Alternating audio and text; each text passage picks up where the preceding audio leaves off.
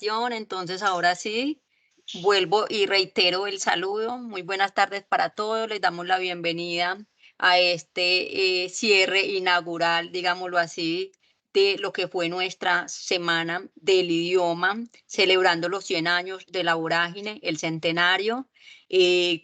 Tuvimos alrededor de 10 ponencias, 10 conversatorios, ¿sí? Nos deleitaron cada uno de ustedes con su presencia y con toda la experiencia que tenían con relación a esta maravillosa obra que es La Vorágine de José Eustacio Rivera. Entonces, darles nuestros más sinceros agradecimientos por haber hecho parte de esta Semana del Idioma, de esta celebración, nuestros más sinceros agradecimientos porque a través de sus experiencias nos movieron, digámoslo así, de una u otra manera las fibras para seguir deleitándonos en esta obra que quizás muchos de nosotros no la conocíamos tan profundamente como cada uno de ustedes. Entonces, apreciados ponentes, de verdad, muchas gracias. Quedamos súper enamorados de esta estrategia porque cada uno desde su experiencia, desde su experticia, desde sus roles, supieron sacar adelante estos conversatorios y todos quedamos fascinados. Tuvimos alrededor una participación más o menos de 400 personas en la semana. Para nosotros es mucho, es muy buena asistencia, no solamente de los campus, sino que también tuvimos participación externa, ¿cierto? Invitados externos y realmente podemos decirlo que nos fue muy bien, fue un triunfo, digámoslo así, porque aportamos un granito de arena también a esos desarrollo de esas competencias en cada uno de nuestros estudiantes, ¿sí? Como es la lectoescritura, pues todo el tema de lectura crítica, entre otros. Entonces, muchísimas gracias. Y no sé antes, Natalia, si querrás también dar unas palabras para iniciar el conversatorio. Claro que sí, Judy, muchas gracias. Me excusan que no pongo la cámara porque me tocó movilizarme, pero darle las gracias a todos los que nos acompañaron en los conversatorios. Como decía Judy, tuvimos una muy buena participación multicampus. Ya les estaremos contando del informe concreto de la semana, pero tuvimos 572 personas, al menos de las que se Imagínense, al menos de las que se registraron en el la asistencia. formulario. Todavía nos falta hacer una revisión de los asistentes en Teams, que pueden variar también y ese numerito puede aumentar, pero muchas gracias a todos los que se suscribieron a la semana. Para nosotros ha sido muy reconfortante contar con la participación multicampus. Esta es una de las semanas que nos detonó esa participación a nivel nacional y estamos muy contentos.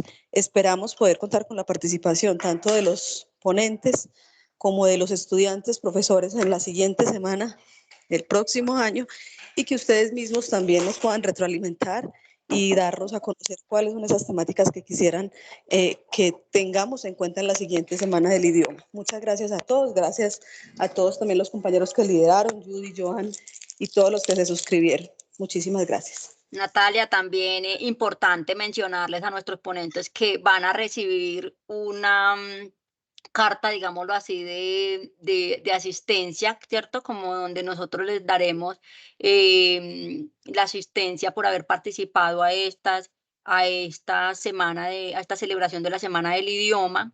Entonces va a estar igual firmada por la doctora Natalia Soto Molina y por el coordinador de cada una de las bibliotecas que participaron. Sin duda alguna, pues esa certificación, digámoslo así, esa constancia les va a servir a ustedes también para que lo puedan incluir en sus PTs, o yo no sé cómo de pronto lo puedan vincular allí, pero muy importante y más pues que se nos quedan en el corazón de cada uno de nosotros estas participaciones que tuvimos. Bueno, entonces me gustaría iniciar todos, iniciar, no sé, de pronto que nos presentáramos de una u otra manera. Nosotros dijimos sus currículum en cada una de las sesiones, pero aquí estamos todos en un encuentro, entonces sería muy importante que nos presentáramos. Sabemos que Joana, Jennifer también tuvo su participación, entonces me gustaría de pronto, Joana, si tiene acá sus ponentes, de pronto que los pudiésemos presentar. Hola, Judicita. Buenas tardes a todos. ¿Cómo están? Qué chévere, la verdad, fue una jornada muy, muy especial en Bogotá.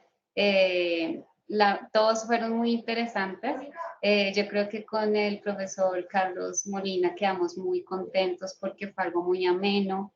Los estudiantes, al organizarlo así como algo informal, con puff, con un canelazo, ellos se sintieron más cómodos con esa cercanía y creo que ellos también vi que ellos participaban, preguntaban, opinaban, reflexionaban alrededor del tema, entonces creo que fue una jornada muy bonita.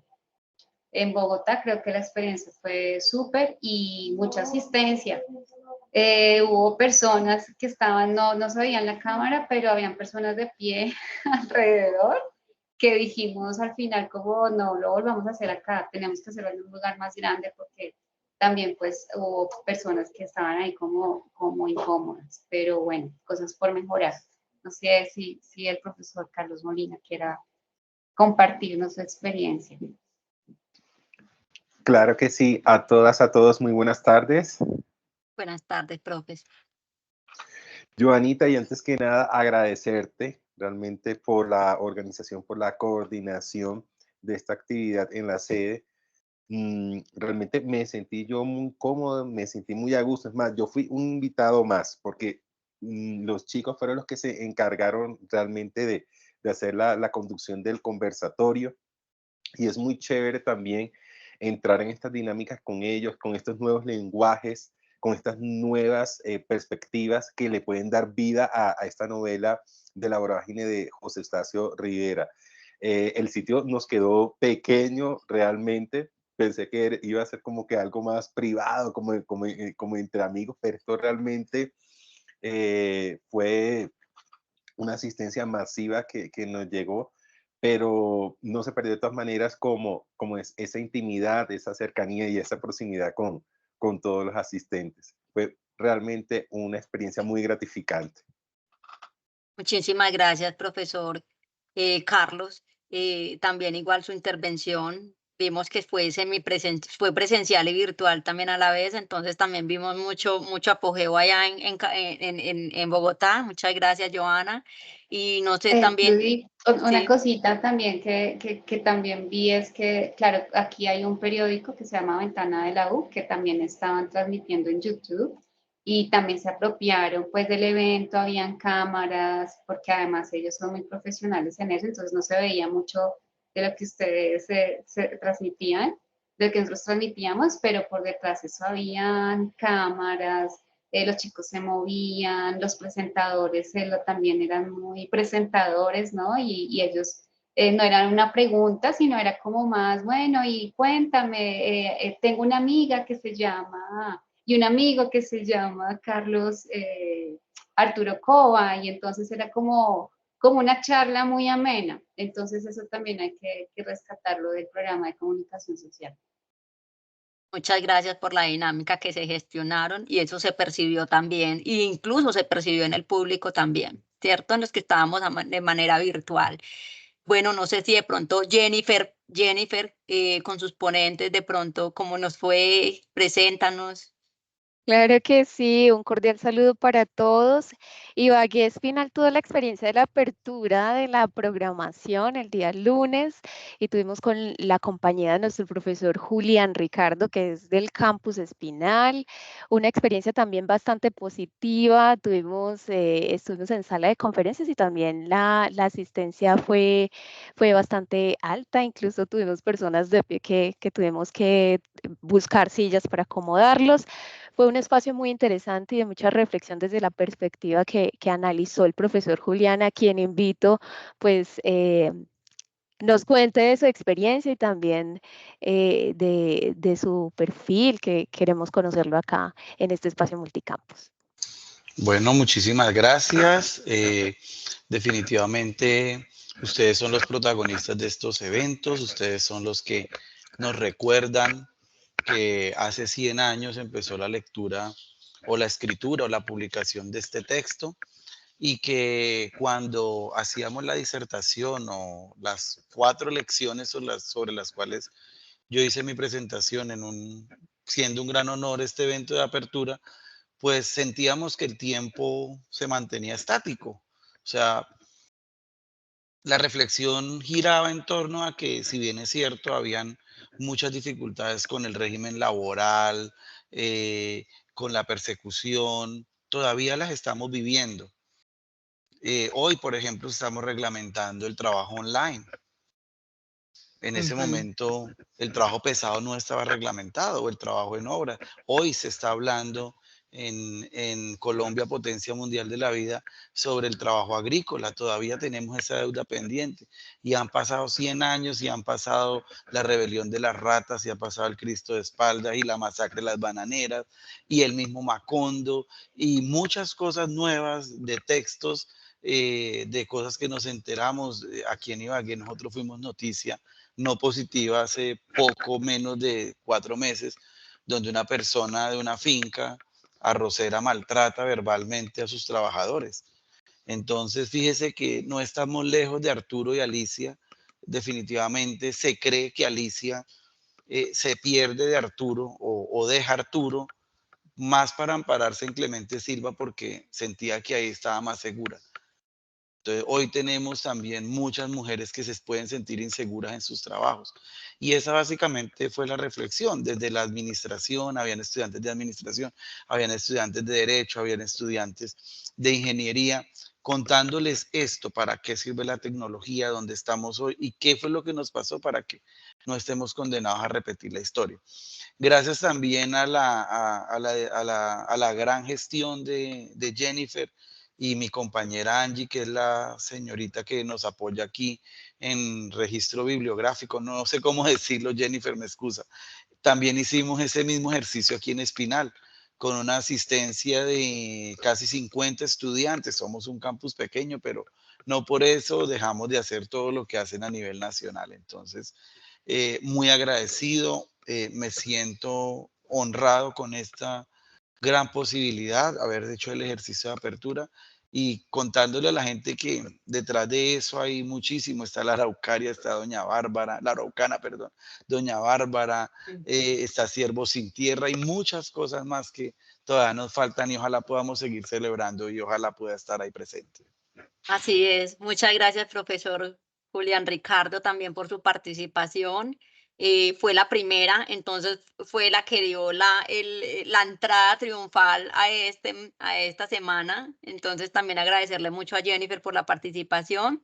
Aquí también nos encontramos con en Medellín, Ana Lucía Mesa Franco, que es comunicadora social y periodista, también estudió filosofía y letras y es magíster en historia. Me gustaría también que la profesora Ana Lucía Mesa también nos saludara, que tuvo su experiencia en esta semana. Bien pueda, profesora Ana Lucía.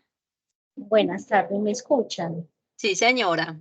Gracias. Bueno, cuando Joan, y siempre le agradezco mucho a Joan la calidez la mística que pone a todas estas invitaciones y a todos estos momentos.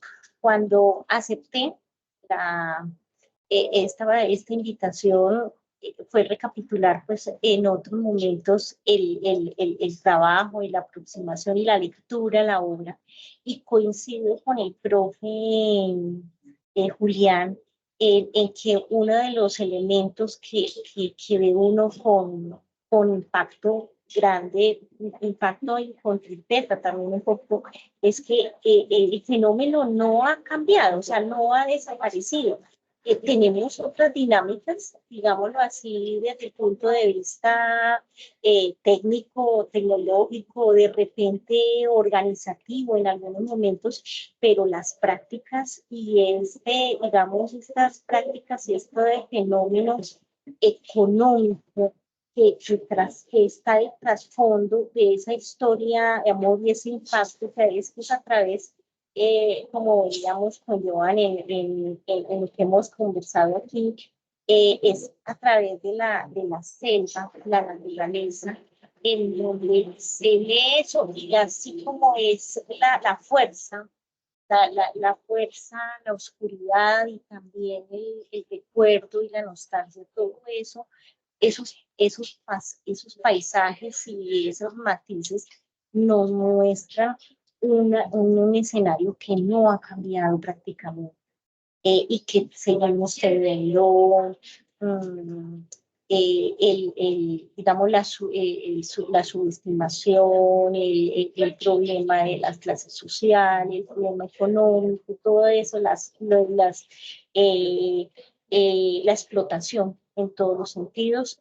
Y que de todas maneras es importante acercarnos y mirar desde otras perspectivas estas obras que nos cuentan y nos permiten contarnos esa otra Colombia, en el caso pues digamos, de algunos lugares en donde nos sentimos como eventualmente más distantes. Entonces eso yo creo que, y compartirlo con los demás, y compartir esas reflexiones, yo creo que ha sido muy enriquecedor, muy enriquecedor. Muchas gracias por la oportunidad. Muchísimas gracias a usted, profesora Ana Lucía, por haber participado también. Y ese fue un montaje espectacular también que hicieron en Medellín, porque eso fue con radio. Eso parece, yo me sentí como si estuviera en una sesión de entrevista, pero en una radio, ¿cierto? Como en una, al aire, al aire. Entonces fue muy, muy dinámico también y muy interactivo. Y gracias también pues a Joan por la gestión también. Bueno, entonces creo que también podemos cederle el espacio a que se nos presente el profesor Gleyber Sepúlveda del Campus Pereira Cartago. Bienvenido, profesor. Muchísimas gracias, Judy, y asistentes. Buenas tardes. Bueno, unirme a las palabras de los demás ponentes, porque realmente fue una actividad muy enriquecedora. Yo celebro que sobre la vorágine se haya gestado tanto discurso diferente, ¿no? Escuchándolos, asumo que emergieron varias lecturas y eso, sin lugar a duda, enriquece las dimensiones estéticas de la novela. Y algo coincidimos todos es que es una obra muy actual. En nuestra charla que propuse al lado del profesor Cristian Cárdenas, por ejemplo, tratamos el asunto de la deuda, ¿sí? Algo que en la vorágine podría llamarse como el corazón de la trama, porque gracias a esa deuda, digámoslo así, gracias, es que se desarrolla ese sistema cuasi esclavista, esa explotación laboral, esa marginación. Entonces, esto simplemente es una de las tantas miradas que puede desprenderse de la obra y que al final de cuentas creo también que en estos 100 años hay que hacer nuevas lecturas de la misma, porque ante esa actualidad, por ejemplo, el abordaje de temas como la xenofobia, ¿sí? De temas como la explotación laboral y ponerla en diálogo con lo contemporáneo, con lo actual, eso sin lugar a dudas amerita a que nuevamente se vuelva a recurrir a la novela desde otros puntos de vista y que no sea algo obsoleto, ¿sí? Que no sea una obra del siglo XX, empezando sino más bien un texto que nos compete a nosotros como colombianos y que también yo digo que es supremamente necesario pasar por 100 años de soledad y pasar por la vorágine. Entonces, agradecerte a ti, Judy, también por toda la organización de este evento, que hoy termina de muy buena manera, y celebrar que hubo un discurso, que hubo atención en torno a esta bella obra. Gracias. Gracias, profesor Gleyber, también por deleitarnos y esa temática tan profunda que para muchos de nosotros, que es el tema de la deuda, ¿cierto? Entonces, pues también fue una sesión muy nutrida. Entonces, muchísimas gracias por sus experiencias junto con el profesor Cristian Cárdenas Berrío. También, por favor, le da de nuestra parte los más sinceros agradecimientos por la participación. También nos acompaña por acá el profesor Oscar Alirio. No sé si de pronto, profesor, está por ahí, que pueda también saludarnos.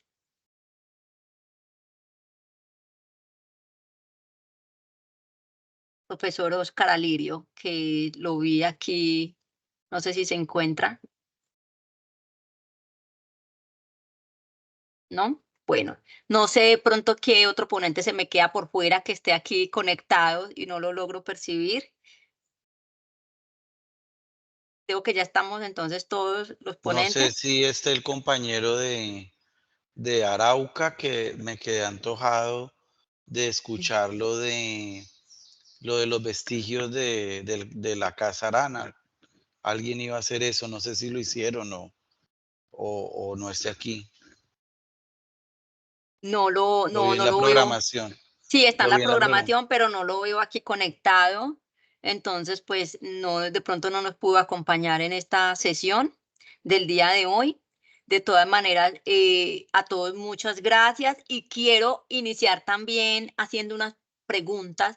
Entonces, no sé si de pronto van levantando la manito, quién de ustedes como ponentes o entre todos podamos resolver la pregunta, ¿verdad? Entonces, voy a iniciar con este conversatorio con la primera pregunta para cada uno de ustedes.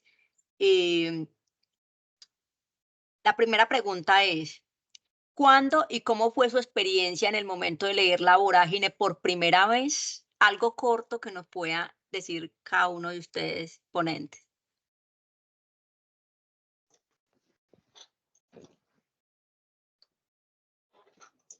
Bien, pues, profesor Carlos, estamos como pensativos. Yo cuando me la leí por primera vez, ¿qué pasó? Así es, Bien no, pueda. y es una infidencia también que voy a contar el día de hoy, que creo que nunca he contado. Y yo creo que la mayoría, el primer contacto que tuvimos con esta novela fue en el colegio, ¿no? En la clase de castellano, de lengua castellana, de literatura, ¿no? Porque estaba dentro del plan curricular. Y algo muy curioso y ya me parece a mí a estos años graciosos que un muchacho, ¿no? De 13, 14 años tenga que leer este tipo de temas, ¿no? Sobre todo cuando está en pleno despertar sexual, cuando vemos que el erotismo y el tema del deseo son tan explícitos en la novela de La Vorágine, ¿verdad? Entonces era muy curioso, ¿no? Ver, por ejemplo, la Madonna, Zoraida Airán, ¿no? Como esa mujer fatal, ¿no? Esa loba insaciable y ya después de muchos años logra uno entender, ¿no? Realmente que aquí había una afirmación, ¿no? Del feminismo a comienzos de siglo y que podía resultar de pronto incomprensible para la época, ¿no? Entonces, creo que ese fue como mi primer contacto con esta novela, ¿no? En pleno despertar sexual y ver como que ese erotismo ahí tan explícito que atraviesa esas páginas. Muy bien, profe. Sí, claro, eso nos lleva a la niñez incluso, ¿cierto? Bueno, profesor Julián Ricardo. Bueno, yo sí quiero permitirme hacer mención, de pronto aquí hay estudiantes o personas de Ibagué que la conozcan. Es que hubo un momento coyuntural a mis 13 años que llegó una profesora al colegio donde yo estudiaba y dijo que este año tenemos que leer 7 libros. Entonces yo, pero ¿cómo? O sea, 7 libros, esta señora qué piensa y plata, además porque el libro costaba. Bueno, en fin, pues igual el tema de la parte económica, digamos que no era lo primero que uno pensaba, pero sí como, ¿cómo le va a decir a mi papá que tengo que comprar 7 libros, ¿no? Entonces, cuando nos pasa el listado de libros, yo me voy para una biblioteca. Yo tengo una tía licenciada en español, literatura, en inglés y español. En ese momento, así era la licenciatura. Entonces, los tenía varios. Entonces, digamos que ese nivel de estrés se me fue minimizando. Yo tengo que coger el texto y lo más dramático que pasaba era comprender una cosa que hasta el momento, o sea, este libro para mí tiene un antes y una ahora. Es que yo era un niño y pues yo no tenía necesidades básicas insatisfechas. Yo pues tenía cómo llegar al colegio, yo tenía lo de mi descanso, tenía mis libros, mis útiles. No era una familia potentada, pero no nos faltaba nada. Entonces yo decía, ¿por qué la gente tiene que ir a buscar trabajo allá? O sea, yo me cuestionaba todo el tiempo sobre cómo una persona de 22 años se enamora de alguien y se interna en la selva en busca de trabajo, en busca de mejores oportunidades, huyendo de una realidad. Y yo me cuestionaba mucho en esa adolescencia bajo la comodidad de la escasez, porque no era una comodidad abundante. Y el libro es bastante incómodo. El libro a los 13 años te enfrenta a cosas como la sexualidad, que en ese tiempo, estoy hablándote, yo lo leí por primera vez hace 27 años casi, entonces, o 28 años, entonces, pues en ese tiempo la sexualidad era más del sincretismo, ¿no? No era tan explícita como hoy, no habían redes sociales, había que hacer trabajo escrito, había que hacer memoria literaria, había que ser dramatizado, pero fue una gran experiencia y yo a esta señora Rosy, la profesora Rosy, y se llamaba ROSSI, eh, la recuerdo siempre por esto. Pero eso nos permitió abrir y comprender cosas, como decir, por ejemplo, que hoy estoy viviendo con una hija adolescente, ¿por qué me toca trabajar? Entonces, eso fue tal vez el choque más grande, además de muchas cosas, es una obra fuerte, es una obra compleja de entender, pero me la disfruté mucho y ojalá que todos pudieran ver algún resumen. Yo cuando terminé mi exposición, no me voy a alargar más, les dije ojalá que hayan quedado un poco antojados y puedan ver de pronto algo en YouTube, un resumen. Hoy hay muchas más facilidades, ¿no? Pero que les genere ese interés, lo mismo que Gracias, me pasó a mí. profesor. Sí, veo que la experiencia fue muy buena. Bueno, sigamos entonces por último con el profesor Gleyber para esta pregunta y damos paso a la segunda pregunta que seleccionaremos quién de ustedes la responderá. Bien pueda, profesor Gleyber. Bien, mi experiencia sí fue de choque, porque siendo un adolescente, este tipo de novelas generan cierta resistencia o por el tema, por el lenguaje, y sobre todo porque las obras canónicas de la literatura colombiana tienen una especie de estigma que hace que los lectores y jóvenes se alejen. Y si a eso le sumamos que los profes de colegio, no todos, estoy hablando de algunos, toman las mismas formas de enseñar a interpretar la vorágine, pues eso no ayuda mucho. Entonces, yo no se considero que la vorágine hay que leer en la adultez, que hay que hacer un trabajo, obviamente, de adolescencia, mostrando la novela y firmar, digámoslo así, ciertos compromisos que uno como adulto, con estas dinámicas que hay ahí dentro de la novela, puede comprender.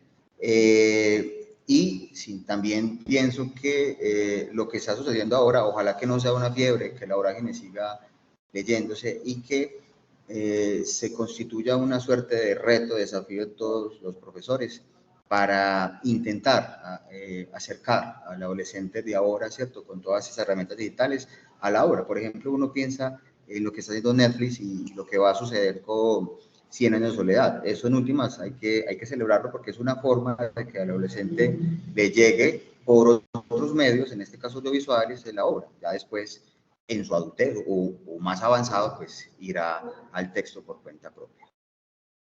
Muchísimas gracias, Gleyber, y muchísimas gracias por haber contestado la primera pregunta.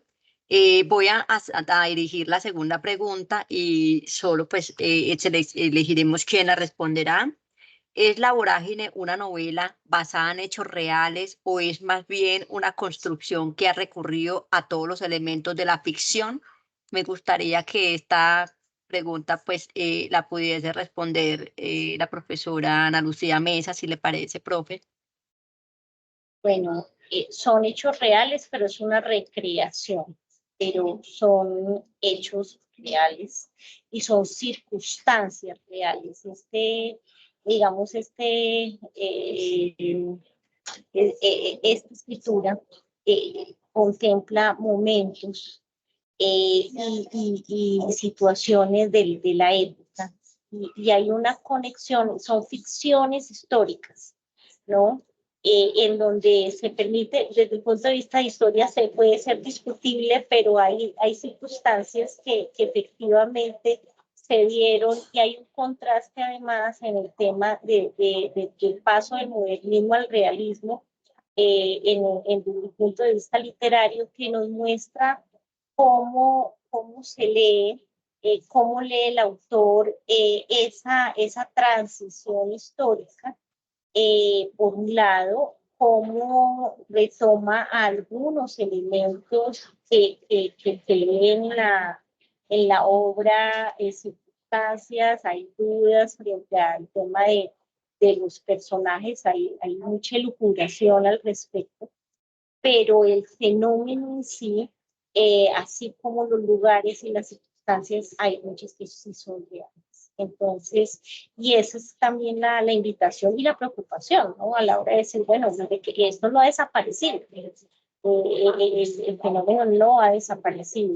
Y que si bien puede parecer lejano, por ser la selva, por ser un tema diferente en el paisaje, o distante en el paisaje para algunos lectores, no quiere decir tampoco que no sea un fenómeno local. Muchas gracias, profesora Ana Lucía. Yo veo que el profesor Gleiber tiene la manito levantada. No sé, profesor, si quiera participar. Ah, no, perdón, se me fue, qué pena, se me fue. Ah, ok, listo. Bien, pues, muchísimas gracias, profesora, por dar respuesta a su pregunta. Voy entonces a dirigirme a la tercera pregunta, también para mirar quién nos desea contestar entonces esta pregunta, y es la siguiente. Se dice que para la época en que se publicó el libro La Vorágine, hubo otras publicaciones similares, incluso internacionales. ¿Por qué logró tanta trascendencia el libro de José Eustacio Rivera? No sé quién, bien pueda, profesor Julián Ricardo, lo escuchamos. Fueron dos elementos coyunturales los que pasaron ahí. Efectivamente, hubo muchas manifestaciones o muchos llamados o escritos sobre la Casa Arana, más que sobre la vorágine, pues para que entiendan los que están acá, el llamado era porque la vorágine pues termina siendo, complementando lo que dice la profe Ana Lucía, algo real, pero con mucho paisajismo, con muchos elementos del costumbrismo, incluso hasta la ficción. El mismo tener un José Eustacio Rivera que había leído libros de Occidente donde el bosque era algo inhóspito, encontrarse la selva que es mucho más complejo de comprender, pues generó eso. Pero fueron dos elementos que la vorágine, que permitieron que la vorágine lograra estar en los primeros páginas de los tabloides del mundo y que hoy, 100 años después, estemos hablando. Lo primero es la mutilación con Panamá. Es tener un territorio desconocido y escribir un libro justo en el momento cuando habíamos perdido a Panamá, porque lo vendieron, porque hicieron lo que hicieron con Estados Unidos, generó también un interés en conocer un territorio que nadie hablaba de él. Y segundo, por las condiciones laborales tan agrestes que habían. Entonces, era muy poco común que estas condiciones laborales que se vivieron allá o que nos describe el libro se estuvieran viviendo en el mundo. Pues nosotros en Colombia y en Perú y en los países cercanos con los que nos leemos, digámoslo así, que es por ejemplo México, Perú, Ecuador, pues veíamos un país desde la cordillera, desde la producción agrícola, desde la cercanía, desde la familiaridad, desde el pan coger y todo eso, y encontrar una producción tan agreste en la selva donde usted si no sacaba caucho, se lo ponían a las hormigas tambochas, o le violaban la pareja, lo endeudaban, bueno, en fin, lo castigaban. Era muy diferente a lo que nosotros estamos acostumbrados. Estos dos elementos, Vargas Llosa también hace referencia a cosas de la selva. No conozco mucho, pero he escuchado que hay literatura brasilera. Al estar en portugués, de pronto uno se limita. Hay descripciones brasileras también, escritos, ensayos, sonetos. Pero esto nos generó eso, o sea, es como nosotros, un país desde la producción agrícola, desde el café, seguramente desde el algodón en mi tierra, desde la caña, desde el banano en la costa, vimos o entendimos que había una producción diferente que era totalmente desconocida y nos permite, por eso permite al libro, por eso le permite al autor tolimense, que era el Tolima Grande, hoy está en el Huila, él es tolimense en ese momento, que el Tolima era uno solo, Tolima, Huila y Caquetá. Entonces, a ese autor le permite lograr ese posicionamiento con esa novela. Profesor, muchísimas gracias por su respuesta. Voy a dirigirme entonces la cuarta pregunta para todos y miramos quién las puede contestar. Y es, ¿qué lectura interpretativa permite hoy la vorágine? ¿Desde qué ámbitos se puede aproximar un lector, un académico o un experto? Bien pueda, profesor Carlos Jesús.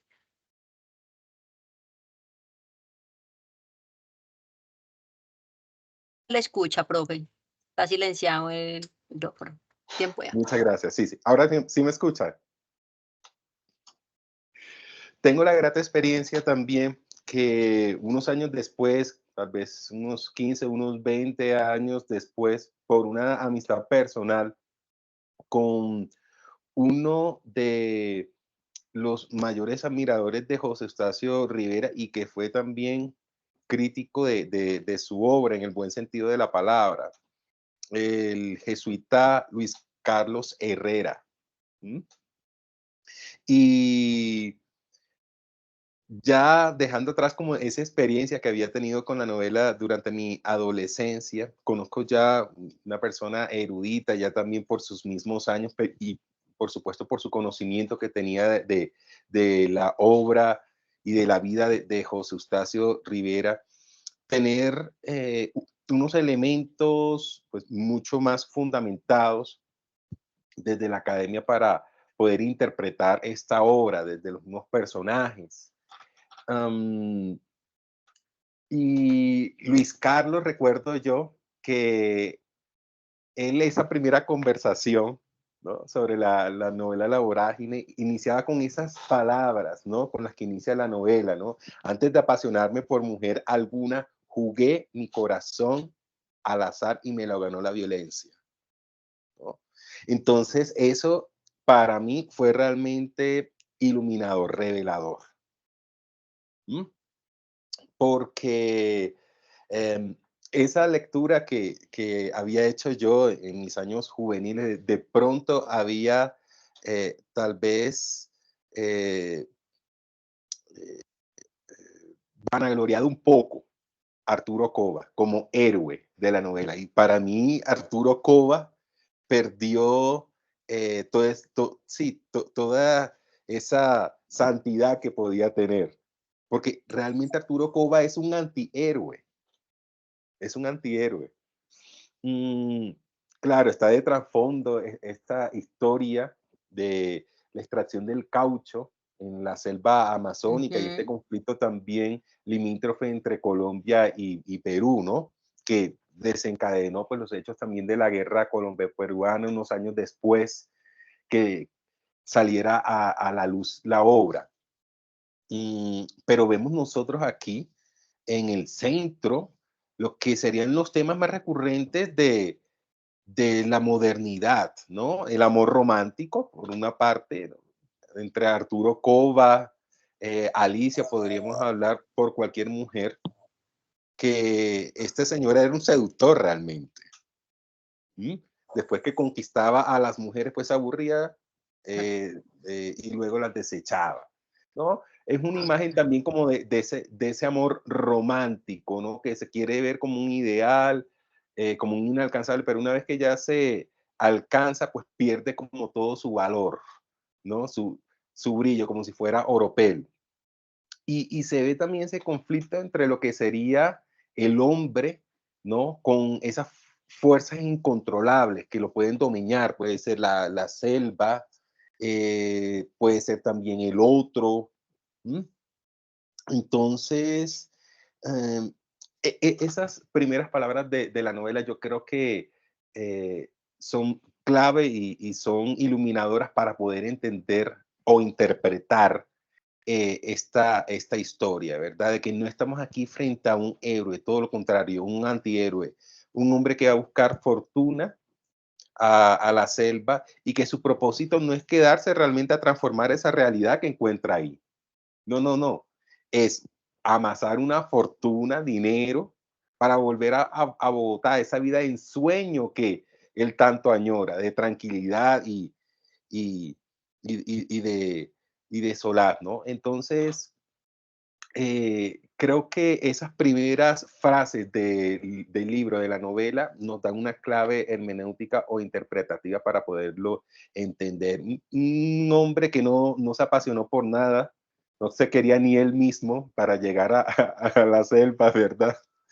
Que menospreciaba a los demás, quizás por creerse parte de una élite, ¿verdad? Sexual, étnica, intelectual, pues menosprecia a todo el mundo, a las mujeres, a los indígenas, a la gente de esa Colombia profunda, esa Colombia rural, ¿no?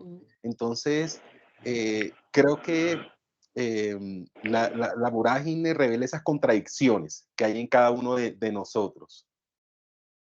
Gracias, profesor. Muy, muy amplia también la respuesta. Creo que abarca todo desde diferentes ámbitos, ¿cierto? Social, económico, bueno, y demás. Muchas gracias. Damos paso entonces a la siguiente pregunta y quiero darle la palabra al profesor Brian Leandro, que también fue ponente con Hegemonía, Amor y Hegemonía en la Vorágine, que fue el día de ayer. Bienvenido, profesor Brian Leandro. Y bueno, yo creo que le voy a lanzar una pregunta al profesor. Si me lo permite, profesor Brian, qué pena cogerlo aquí, y se me cogió a quemarropa, no, profe, bienvenido. ¿Qué le dice la novela a los gobernantes y a nosotros desde la perspectiva de la selva y el cambio climático? De pronto, profesor Brian Leandro, que ya se encuentra acá. Bueno, buenas tardes a todos.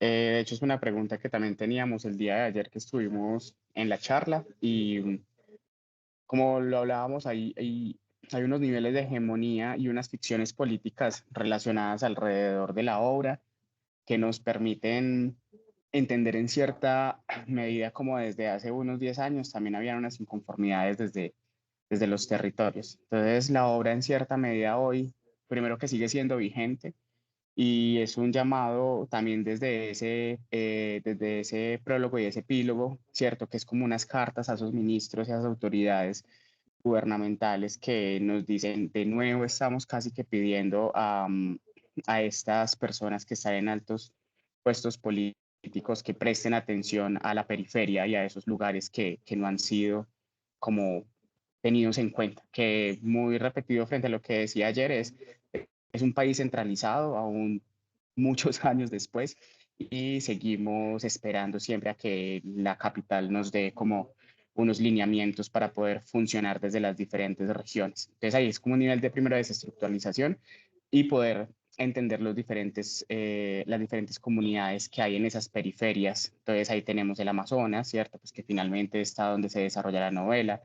Tenemos pues el Putumayo, Casanare y podríamos empezar a hablar de otros departamentos también del país, como lo son la Guajira y también como lo es el Chocó, y que se empieza a replicar alrededor de diferentes procesos, que ahí se empiezan a aperturar unas brechas económicas y también sociales, y allí vamos a ver no a ese grupo social blanco de corbata que toma decisiones, sino que una y otra vez están siendo sometidos. Allí encontramos más fácil comunidades indígenas, comunidades afro, que empieza a repetir una y otra vez como esta condena de país, que es como la pregunta y que también es un llamado a esa clase política, y es, ¿tenemos un proyecto de nación hace 100 años que se sigue replicando tal cual, o tenemos un proyecto de un virreinato que hace 200 años se sigue replicando con unos pequeños tintes de modernidad, que como lo decía ahorita el profe Carlos, también eso pues finalmente es lo que hace la vorágine, ¿sí? Es un antihéroe alrededor de poder tener como unos intereses personales, pero que a la vez va denunciando todo lo que está pasando también. Entonces, desde el ego y desde el yo, como también empiezo a demostrar todo lo que está sucediendo en un contexto, y eso es como a lo que nos hace llamado hoy desde lo político. Y entender algo puntual es que lo político siempre va a dejar de ser algo de altas esferas y lo político somos todos. Entonces, cuando dejemos de movilizar lo político el gobernante, también empezamos a entender que nosotros movilizamos a los que están allí en esos puestos de mandatos. En general es eso. Muchas gracias. Muchísimas gracias, profesor Brian, por su respuesta, muy valiosa además, y en estos tiempos que estamos también de políticas y demás. Bueno, también tengo una pregunta y es, ¿cuál es la relación del título La Vorágine con la obra o realmente con los hechos? ¿Quién la podría contestar? Yo creo que eso sí le toca a la filósofa, si no se ha ido. Bien pueda. Pues mire que a propósito de lo que decía el profe, hay dos cosas que quería compartir.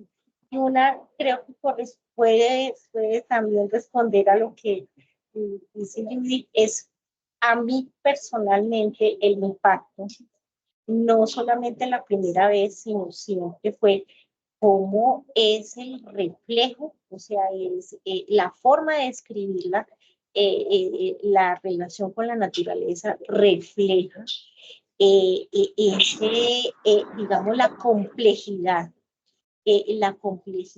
económica y social. O sea, en eso, digamos que en un primer momento, la revelación, la referencia a la dureza digamos, del entorno, la naturaleza, cómo va a tornar, cómo se torna, ¿no? Y eso mismo refleja perfectamente la complejidad de esas relaciones sociales y económicas con diferentes niveles de explotación, lo que decía alguno de ustedes, que no me acuerdo exactamente quién, bueno, si no trae, si no explota, si no recoge, si no trae caucho, ¿qué pasa? ¿No? Entonces, los matices el esclavismo como se da, el maltrato, las violencias, las diferentes violencias, lo que ocurre con los indígenas que pasan desapercibidos, pero que también están ahí. Todo eso lo muestra en la naturaleza. Me parece que es una forma maravillosa y también es fuerte, o sea, es muy... impacta en ese sentido porque esa oscuridad que también ese terror que puede generarse en esos parajes, lo que también se refleja en esas realidades y en esas diversas cotidianidades, porque es el llano, es la selva, es el atardecer, es la noche, son los miedos. Entonces ahí hay una cantidad de situaciones que perfectamente se representan. Lo otro que creo yo que también la hace gente muy actual es que hay una cantidad de elementos que todavía no entramos a detallar y a profundizar desde ambos panoramas. Eso la hace también muy mágica y muy compleja y muy interesante. O sea, siempre encontramos elementos nuevos para el análisis, para la comprensión y la reflexión. Profesora Ana Lucía, muchas gracias por su respuesta y yo veo que está muy sonriente al profesor Carlos Jesús levantando su manito, supongo que quiere complementarnos a la profesora Ana Lucía la respuesta, bien pueda, algo conciso, profe, para darle la palabra a otro ponente que nos acaba de ingresar, el profesor Oscar Alirio, bienvenido. Entonces, bien pueda, profesor Carlos. Sí, Ana Lucía, me sugiere muchísimo tu respuesta, porque es que la vorágine la encontramos en todo, no solamente es el lugar donde ocurren los hechos, es decir, el infierno verde, el abismo antropófago, como se puede llamar también la selva, sino que también la situación narrativa se convierte en una vorágine, la narración se convierte en una vorágine, los mismos personajes se convierten ellos mismos en vorágine, incluso hasta la misma lucidez de nuestro personaje narrador Arturo Cova, que se pierde por momentos, entonces también se puede representar como una vorágine. Entonces esto es súper interesante porque realmente la idea está presente en todo, es omnipresente. Muchísimas gracias, profesor Carlos. ¿Lo dejé terminar o no? Bien pueda, profesor. Sí. Sí. Bueno. Muchas gracias. Bueno, señor, gracias a ustedes por esas respuestas tan valiosas. Creo que entró el profesor Oscar Alirio. Bien pueda, profesor, bienvenido. Gracias por la ponencia también en esta semana del idioma de los 100 años de la vorágine. Profesor Oscar Alirio, ¿nos escucha? Sí, Mayerly, yo la escucho perfectamente. ¿Usted me escucha? Sí, señor, lo escucho súper bien, que le tengo una pregunta para que nos pueda responder. Sí, señor. ¿Cuál es el camino o el curso de la dimensión histórica de la obra hoy y que pueda acompañar al lector en la travesía? Bueno, Mayerly, a ver, me excusas antes de responderte esa, es que como ha habido tantas cosas y hoy me estuvo no solamente empujando, sino, perdone, entre comillas, pateando la tecnología, no lograba yo comunicarme con ustedes. Bueno, hay varias cositas. Yo quería era, así una muy general, el valor, casi suena como raro, pero hay que darlo, el valor eterno de la vorágine de esta novela, su valor social, su valor, digamos, ecológico, su valor, como dijéramos, casi criminal, de criminalística, cuando habló todo eso. Ha habido en la literatura, ustedes lo saben, unas obras que son, no me retracto de dar el apelativo de eternas. Perdonen, ustedes han oído hablar de las confesiones de San Agustín, por ejemplo, o de la ciudad de Dios del mismo San Agustín, que lleva en la mente y en el mundo lleva más de 1.200 años. Pues guardadas las proporciones, la vorágine en este momento, y no es porque estamos celebrando los 100 años de la publicación, sino que el contenido, la esencia de esta novela es eterna. De pronto tuvo que aparecer este aniversario de los 100 años para que, comenzando por nosotros los huilenses, le paráramos bolas a la vorágine, ¿cierto? Y todo el país y todo el mundo. Yo creo que en buena hora apareció o estamos en este centenario. Es un valor eterno, repito. Es muy difícil, a veces me preguntaban de las obras literarias colombianas, ¿cuál es la primera, cuál tiene medalla de oro y cuál tiene medalla de plata y cuál tiene medalla de bronce? Muy difícil. Ahí es muy difícil decir. Yo creo que entre 100 años de soledad y la vorágine en este momento, ahí están cabeza a cabeza por su valor. Bueno, no es el momento de hablar de 100 años de soledad. Entonces quería hacer esa acotación. Es una novela realmente grandiosa. En buena hora, repito, llegó este centenario para hacerla valer ante el mundo entero. Bueno, no sé qué otra cosa, Mayerly, de pronto la pregunta que me hizo se me fue ahora sí. ¿Cuál es el camino? Aunque ahí hizo algo muy alusivo pues como a la pregunta, ya dio parte de respuesta. ¿Cuál es el camino o el curso de la dimensión histórica de la obra hoy y que puede acompañar a los lectores en esa travesía? Bueno, ha habido bastante y seguimos estudiando lo que narra, lo que pasó por allá al comienzo del siglo XX, digamos, la esclavitud de los caucheros, toda esa situación de Colombia, esa situación, digamos, internacional. Ustedes saben que José Eustacio fue hasta diplomático, conoció la desgracia, perdone la palabra, de nuestros campesinos, de nuestros caucheros, en manos de la Casa Arana, de semejantes esclavistas. Se quejó, ustedes lo saben, se quejó muchísimo, le escribió a un ministro, al otro, escribió en prensa, pero no le hicieron caso. Desgraciadamente en el país, y lo estamos viviendo, hay cosas tan graves que hay gente que las da a conocer, que busca solución, pero no se encuentra. Ahí sí tocaría, yo dejaría eso también a pregunta en el aire. ¿Qué hacemos para que la gente que se preocupa, que quiere soluciones, las encuentre?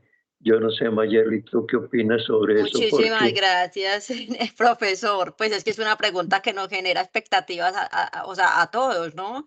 Creo que desde nuestro punto de vista de cómo vemos el mundo y cómo hemos visto toda la historia de la vorágine, pues tenemos mucho que aportar, ¿cierto? Desde la parte pues de lo social, ¿cierto? El tema pues de lo económico, todo el tema político, todo el tema de la naturaleza. Entonces, como desde nuestro punto de vista tenemos que abordar esas situaciones, ¿cierto? Porque no todo el mundo percibe las cosas como deben ser, ¿sí? y bueno, creo que eso es para que todos nos preguntemos también y nos pensemos qué aporte le vamos a dar de esas diferentes áreas que abordamos en la novela. Ayer presentaba en la Universidad Cooperativa, no sé si me escucharon, me escuchaste, un Sí, trabajito que hice sobre digamos, el lenguaje poético de José Eustacio, pues ya que se acercaba o estábamos al lado del Día del Idioma, ¿no es cierto? sí, señor. Qué belleza. Yo traté de demostrar, y es un resquicio muy pequeño de esa belleza poética, tanto en los sonetos de Tierra de Promisión como en la misma vorágine. Los sonetos están escritos pues en verso, la vorágine está escrito en prosa, como decimos popularmente. Sin embargo, en la vorágine hay poesía, una poesía profunda, como en los sonetos. Entonces, fíjate bien, ese es otro valor, ¿no es cierto? Que pues coincidió con lo del Día del Idioma, pero es un valor grandísimo.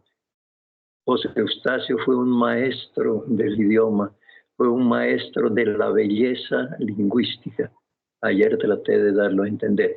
Entonces, para terminar, es otro campo que tenemos que, y como veo, y me excusan no haber presentado un saludo muy cordial a todas las personas que yo veo aquí, a Gleyber, a Carlos Jesús, a Julián, un saludo cordial. Tal vez no nos conocemos directamente, pero aquí a través de la tecnología nos vemos. Entonces a todos, no sé si me imagino que Este es son el punto profesores. de encuentro, este es el punto de encuentro de todos, profesor Oscar Alirio. Esta era la oportunidad de oro. Magnífico. Entonces, si son, yo sé que estamos todos interesados en que no solo nosotros, sino nuestros alumnos o nuestros hijos, si no somos profesores, si bien decía un autor que todo papá es por antonomasia profesor, así no sea profesor, decía él, es profesor. Tenemos que hacer esa campaña con nuestros muchachos, de darles a conocer la belleza literaria, la belleza social, y ver que no se repitan o que el papel que nos toca y que les toca a ellos jóvenes en este momento es de buscar una patria libre, una patria sin, digamos, sin esclavitud, el buscar que nuestro país realmente progrese. Muy amable. Muchísimas gracias, profesor Oscar Alirio, por su intervención. Eso realmente es una corresponsabilidad de todos, ¿cierto? Y más en los que estamos en el mundo de la educación, que estamos preparados y dispuestos a enseñar, a educar y a aprender. Entonces, eso es algo muy importante. Gracias, profesor. Y por último, hay una última pregunta.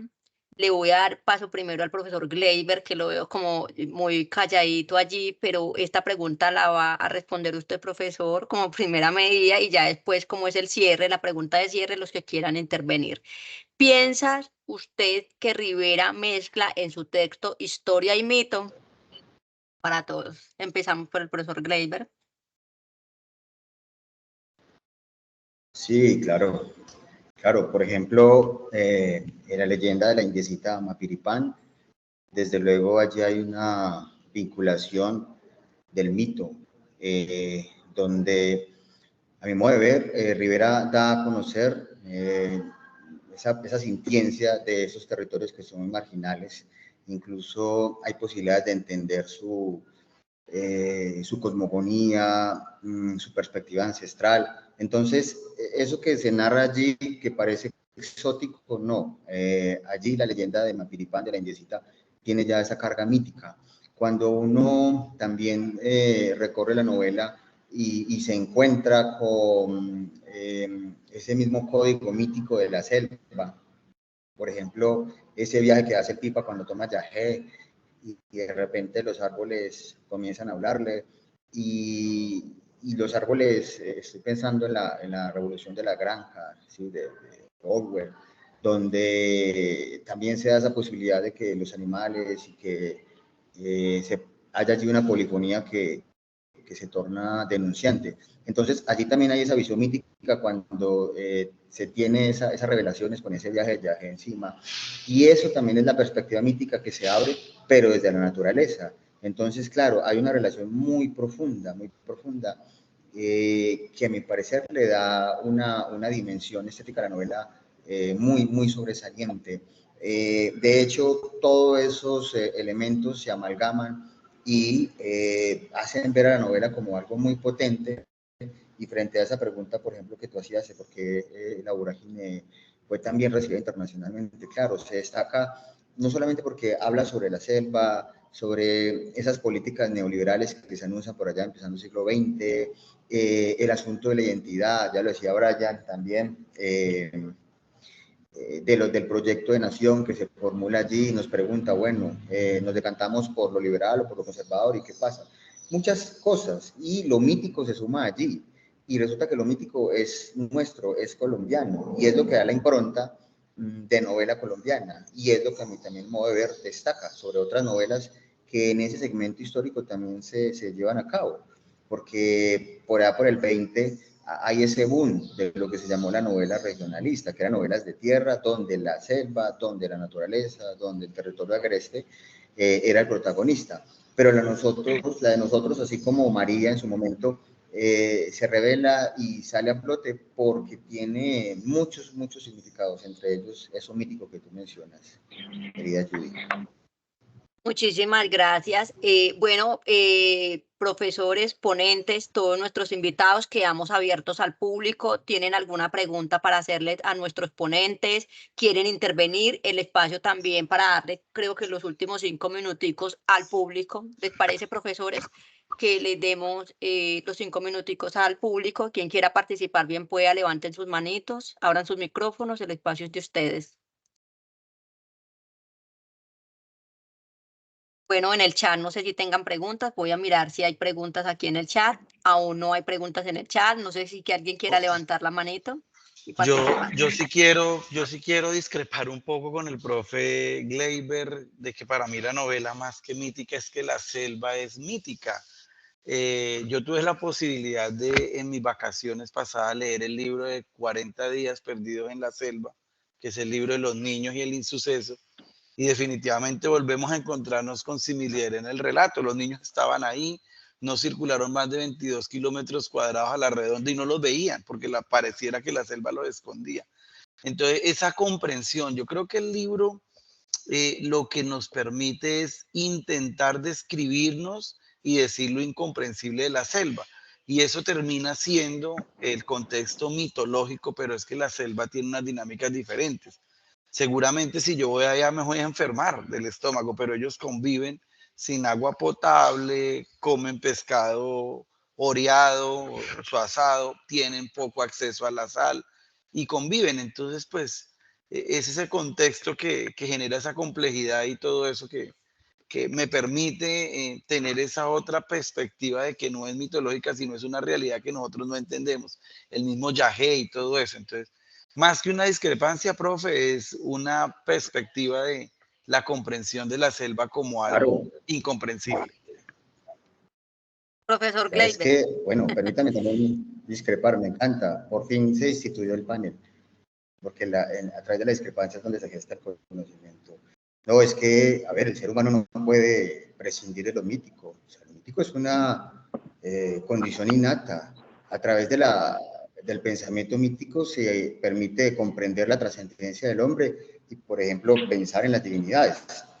En ese sentido, si bien la selva es indomable, la selva en sí misma, por ser madre tierra, por ser la Pachamama, tiene su propia perspectiva mítica. Otra cosa es que para acceder a ella el hombre se pierda. Y obviamente todas esas ritualizaciones que ha hecho el hombre a lo largo de la historia, desde el africano hasta el indígena, y toda esa condición animista, esa adoración a la madre tierra, es porque hay un canal mítico para poder comunicar esa experiencia del hombre. Sin mito no hay hombre, sin mito no hay posibilidad de evolución. Es eso. Gracias, profe, de todas maneras, por su perspectiva. Eso es lo bueno de acá, que todo no siempre vamos a estar de acuerdo en todo, pero nos complementamos en mucho. Bueno, aquí teníamos también a Sharon, no sé, Sharon, Juanita, bien pueda, Sharon, bien pueda. Hola, muy buenas tardes. Buenas tardes, Sharon. Bueno, la pregunta, pues ustedes nombraron como el erotismo que existe en esta novela. Y mi pregunta es, ¿cómo creen que la presencia de estos elementos eróticos contribuyen al desarrollo del relato o de la trama que nos plantea este autor? ¿Quién va a responder a la pregunta? Carlos, ven, puede, profesor Carlos. Claro que sí. Mira, el erotismo se refiere más al deseo, al origen que puede tener el deseo. Y en Arturo Cova, que es el personaje principal, el personaje narrador, el deseo es mediado. Él nunca desea algo por él mismo, por eso no se apasiona por nada. Él desea realmente a Alicia, es porque ya Narciso Barrera está pretendiendo a Alicia. ¿Sí? De hecho, pues los mismos críticos de la obra cuando interpretan, cuando Arturo Cova se involucra con Zoraida Airán, dicen que lo que está realmente intentando hacer Arturo Cova es ocupar el lugar del hijo muerto de Clemente Silva. Sí, ahí también como un amor edípico, un complejo de Edipo mal resuelto, ¿no? Pero en cambio nosotros vemos aquí a las mujeres que están en una afirmación constante. Sí, a Alicia, que es la chica de sociedad bogotana, que estaba realmente destinada a casarse con un hombre y a formar una familia, pues llega al llano y luego llega a la selva sin saber nada, y es una mujer que aprende incluso a disparar en la selva. Es decir, realmente puede adaptarse aquí y puede ella afirmarse. Hablemos entonces de ese amor o ese valor de sí mismo, mientras que Arturo Cova lo que hace es perderse. Entonces, creo yo que esa es como la interpretación que le podemos dar al erotismo como sinónimo de deseo dentro de la novela, ¿verdad? Como ese encontrarse, pero también como ese perderse. Gracias, profesor Carlos Jesús, por la respuesta. Veo a Gleyber con la manito levantada. No sé si quiera complementar Gleyber o se le quedó la manito levantada. Se quedó levantada, tío. Perfecto, Gleyber, pero si quiere, pueda, tranquilo. Bueno, no sé si hayan más preguntas. Natalia, bien pueda. Bueno, no sé si hayan más. Siempre listo a participar. Yo solo quiero reiterar, no es una los ponentes, sino reiterar en las gracias. Un abrazo muy sentido a todos los que estuvieron en los conversatorios como ponentes y reiterar la invitación a que nos sigan acompañando en las actividades de bibliotecas activas. Realmente este año eso es lo que ha buscado el programa de bibliotecas activas, articularse a las dinámicas de los programas académicos, de humanidades, de bienestar, y que podamos en conjunto todos aportar a esos aspectos de extensión cultural y académica que tiene la universidad como compromiso. Entonces, muchísimas gracias a todos y reiteramos la buena intención de la biblioteca, de cada una de las bibliotecas de los campos del sistema de bibliotecas, a participar en común acuerdo con ustedes. Muchísimas gracias. Bueno, muchísimas gracias a todos. Creo que ya podemos dar por terminado el conversatorio del día de hoy, por finalizado estos 100 años de celebración de la vorágine, el centenario. Gracias a cada uno de ustedes por el aporte, por sus experiencias, por alimentarnos de toda esta literatura, por acercarnos más a la obra de la vorágine. Y bueno, y a nuestros ponentes por haber participado también. Me gustaría, por último, no sé si puedan prender las cámaras los que puedan, para tomar una radiografía, digámoslo así, de esta finalización. ¿Sí? Entonces, no sé si, gracias a todos, muchas gracias. Entonces, creo que es la oportunidad de que hoy también nos encontramos todos reunidos al conocernos, porque veo que hay algunos ponentes no se conocían entre todos.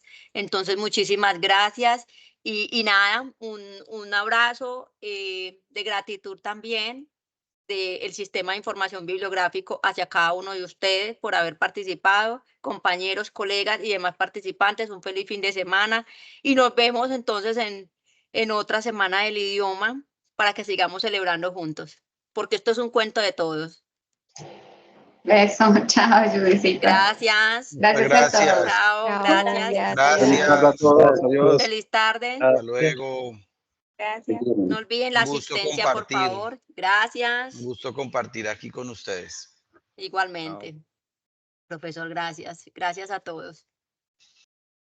Muchísimas gracias. Buena tarde. Hasta luego. Profe, muchas gracias. No olviden registrar la asistencia. Gracias. Esperemos aquí de últimas porque nosotros somos los anfitriones. Ah, sí, sí, profe, que se respete, sí.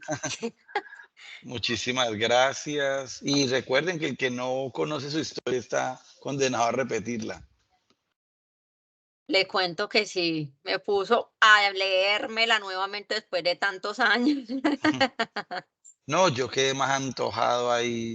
No, Estaba confundiendo a Clemente con el otro señor, con el que nombró el profe, que se me olvidó ya. el profe Oscar Alirio, Barrera. ¿con cuál? Con Barrera. Con Barrera. Con Barrera. Profe, Claro que sí, Natalia, gracias. podemos hacer un conversatorio en conjunto y mirar esas discrepancias como lo mencionaban. Muchísimas Claro que gracias. sí, ahí seguimos muy Claro. atentos.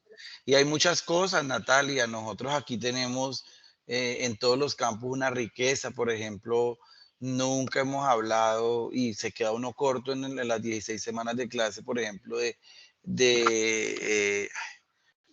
la de los ferrocarriles, se me olvidó. No. Se me olvidó la novela de Fernando Soto Aparicio, profe, ¿me ayuda? ¿Alguno? Ya busco acá. La de las venas, ¿cuál? La rebelión de las La rebelión de las ratas. ratas. La rebelión de las las ratas, ratas. que nos cuenta cómo fue el Ese- choque de la llegada de la industria del ferrocarril a Colombia. Entonces hay muchas cosas por hacer. Ahí seguimos muy pendientes. Hasta luego. Gracias a todos, muchas gracias. Nos Hasta vemos en las luego, chao. próximas actividades. Chao. Claro que sí, chao. Bueno. Hasta luego, Felicidades y Natalia. que Hasta luego, profesor Oscar Alirio. Gracias. a ti, Mayerly, muy bien dirigidos por ti. Ay, Y que se gracias. organicen otros conversatorios, ¿no? En estos Súper. 100, digo yo, en este año, en estos 7 meses que nos quedan para celebrar el 24 de noviembre, que vamos a celebrar el día exacto, hay mucho tiempo para hacer muchas cosas. Y ustedes, Sí, que señor. son los directores de la cultura, pues esperamos sus orientaciones.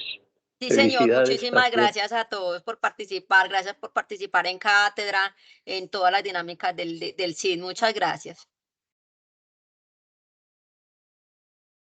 Bueno, ahora sí me despido, gracias, chao.